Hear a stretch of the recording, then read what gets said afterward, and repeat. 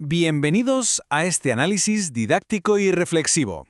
Hoy nos embarcamos en un recorrido histórico y profundamente espiritual. Es un auténtico privilegio que estemos juntos para explorar la vida, el carácter y el tremendo legado de dos figuras gigantescas, los apóstoles Felipe y Santiago el Menor. Vamos a ver cómo sus vidas siguen iluminando nuestro propio camino hoy en día, así que vamos a profundizar en este misterio. Fijaos en esta pregunta verdaderamente abrumadora. ¿Qué sucede cuando hombres comunes y corrientes son llamados a transformar la historia del mundo? Porque, estamos hablando de simples pescadores y trabajadores de la Galilea del siglo I, personas con sus propios defectos, sus cálculos mentales y, por supuesto, sus dudas. Y, sin embargo, su respuesta a una llamada totalmente inesperada los convirtió en los pilares fundamentales sobre los que se construyó la Iglesia primitiva. Ojo, no fueron elegidos por su influencia o su riqueza, sino por la pura disposición de sus corazones. Sección 1. Dos pilares de la fe, un propósito divino. Aunque la tradición celebra la fiesta de estos dos inmensos santos exactamente el mismo día, el 3 de mayo, la verdad es que sus vidas no podrían haber sido más distintas. Sus temperamentos y las misiones que llevaron a cabo son casi polos opuestos, pero al final ambos se unieron bajo un único y majestuoso propósito divino. Por un lado tenemos a Felipe. Él era el misionero inquisitivo, un buscador incansable que venía de Bethsaida, y por el otro lado encontramos a Santiago el Menor, el pilar firme, ese administrador prudente y teólogo súper práctico que se quedó para guiar a la comunidad en Jerusalén. Eran perfiles que encajaban a la perfección, donde uno era el explorador que salía a comerse el mundo, el otro era la roca inamovible que protegía las raíces. Sección 2. Felipe, ven y lo verás. Felipe era un pescador de Bethsaida, el mismísimo pueblo de Pedro y Andrés. Llevaba por dentro una profunda insatisfacción, una especie de sed espiritual que lo empujó a escuchar a Juan el Bautista y finalmente a encontrarse cara a cara con el Maestro. Su respuesta a la invitación de seguirle fue inmediata, radical. Una vez que la gracia lo tocó, le fue imposible guardarse el secreto. Salió corriendo a buscar a su amigo Natanael, que dudaba muchísimo de que algo bueno pudiera salir de un pueblo como Nazaret. Y ante ese escepticismo, Felipe pronunció la famosa frase «ven y lo verás». Qué maravilla de palabras, ¿verdad? Felipe no se puso a dar un sermón ni se enredó en debates teológicos imposibles, simplemente invitó a su amigo a tener una experiencia directa con lo divino. Es, literalmente, el modelo perfecto del discípulo que invita a los demás desde su propia experiencia vital. Es fascinante observar el lado más pragmático de Felipe. Imaginaos la escena. Una multitud de 5.000 personas hambrientas. Pues fue su mente la que, haciendo cálculos rápidos, dijo que ni 200 denarios bastarían para comprar pan para tantísima gente. Estaba ahí, dudando entre la fría lógica de las matemáticas y el misterio de la fe. Y más adelante, como tenía un nombre de origen griego, sirvió como un puente indispensable. A él se acercaron los peregrinos paganos en Jerusalén, diciendo aquello de «quisiéramos ver a Jesús».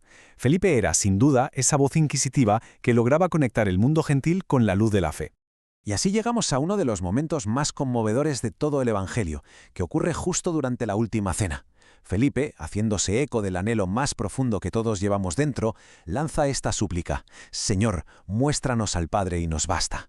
Al reflexionar un poco sobre esto, nos damos cuenta de que Felipe estaba poniendo voz a la búsqueda definitiva de cualquier ser humano, descubrir el rostro de Dios. Quería tocar el misterio puro. Y la respuesta que recibió fue la revelación absoluta de que quien había visto al Hijo había visto al Padre. Sección 3. Santiago el Menor. Fe y obras. Cambiamos totalmente de tercio y nos centramos ahora en Santiago el Menor. Hijo de Alfeo y pariente del Señor, resulta que este apóstol no se fue a recorrer tierras lejanas como hicieron otros. En su lugar se convirtió en una autoridad indiscutible y en el reverenciado primer obispo de la Asamblea en Jerusalén. Su papel estelar fue ser un pacificador nato. Fijaos, en el famoso concilio de Jerusalén, la jovencísima iglesia tenía una crisis monumental encima. Tenían los nuevos conversos paganos que seguir todas las estrictas leyes de Moisés. Pues bien, Santiago tomó la palabra y demostró una sabiduría tremenda. Fue el puente perfecto. Propuso no cargar con normas pesadas e innecesarias a los que venían del mundo gentil. Y gracias a eso, el mensaje cristiano pudo abrirse de forma verdaderamente universal, manteniendo a la vez un inmenso respeto por sus raíces judías.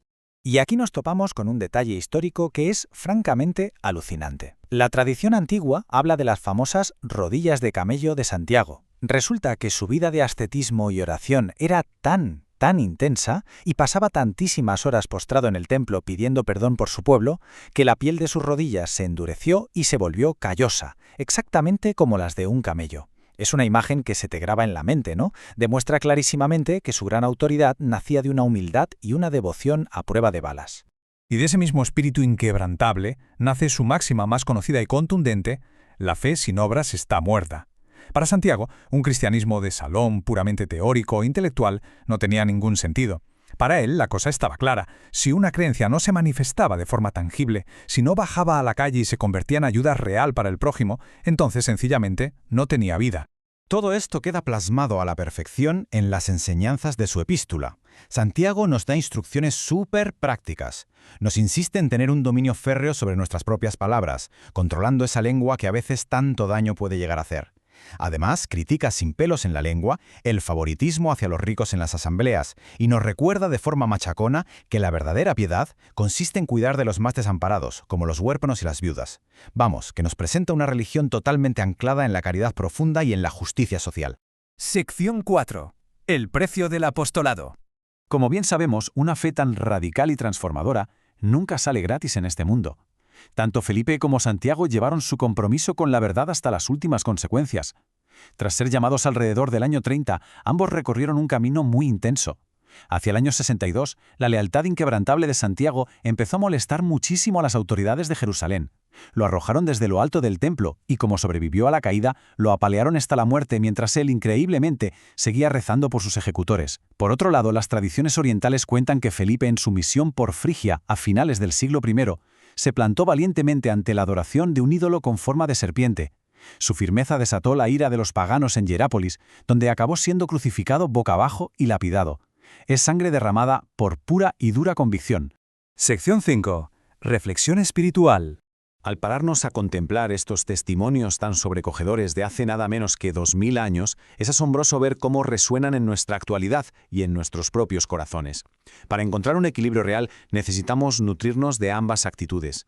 De Felipe tenemos que aprender a mantener viva esa invitación superactiva, ese deseo constante, casi inquieto, de conocer más a Dios y tener el arrojo de decirle a los demás: ven y lo verás. Pero al mismo tiempo, de Santiago, necesitamos adoptar la constancia, la estabilidad espiritual y esa caridad firme del día a día que se arremanga la camisa para atender al más vulnerable. Son, en definitiva, las dos alas que nos hacen falta para volar espiritualmente. Y con esto llegamos al final de este análisis, pero nos llevamos una pregunta clave para reflexionar. ¿Cómo podemos aplicar esta valentía absoluta y esta fe tan inmensamente práctica en medio de todo el ruido de nuestra vida diaria moderna? ¿Nos atrevemos a ser unos buscadores incansables como Felipe y a la vez a mancharnos las manos con obras de amor auténtico como hizo Santiago? Ojalá dejemos que el testimonio inagotable de estos dos pilares ilumine nuestras acciones de aquí en adelante. Ha sido un verdadero placer guiar este recorrido. Sigamos buscando y, sobre todo, sigamos actuando.